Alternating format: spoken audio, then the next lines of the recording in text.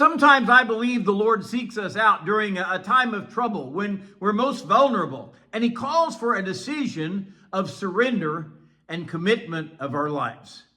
Good morning. This is Pastor Ernie Lewis of the Blue Point Church in Sisney, Illinois, with your thoughts from God's Word for Tuesday. You know, Jacob was one of the twin sons of Isaac, whom God had predicted would rule in his family, despite the fact that he was not the firstborn, but Esau was.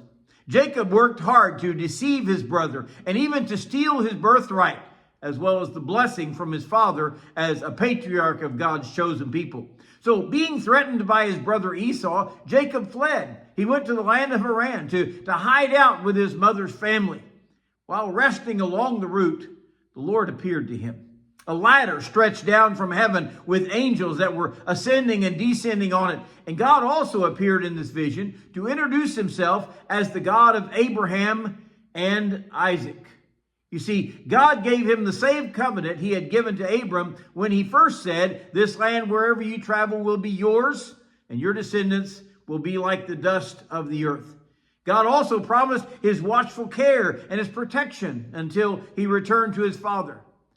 So when Jacob awoke, he set up a stone there of remembrance. He poured oil over it.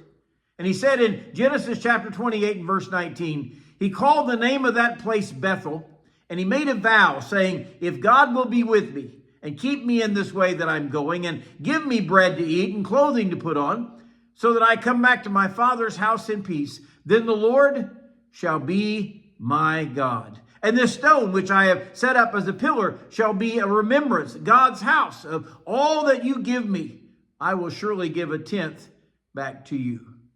Be sure to notice all the parts of this commitment that Jacob made to his God. First of all, he worshiped God here with an altar and a stone of remembrance where he poured oil over it and gave his offering to the Lord.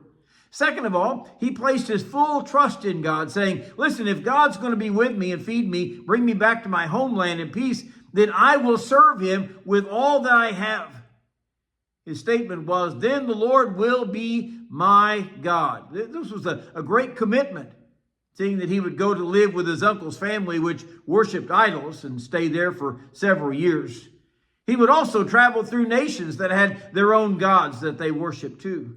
But Jacob said, "No, the Lord will be my God."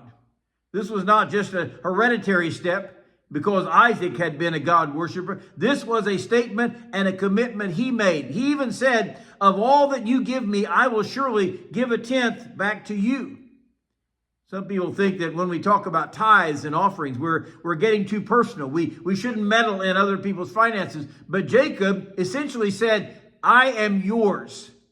And everything I have is yours. And all that I acquire will be yours, so that I will tithe off of those blessings, because you are going to be my God, and I will be your servant."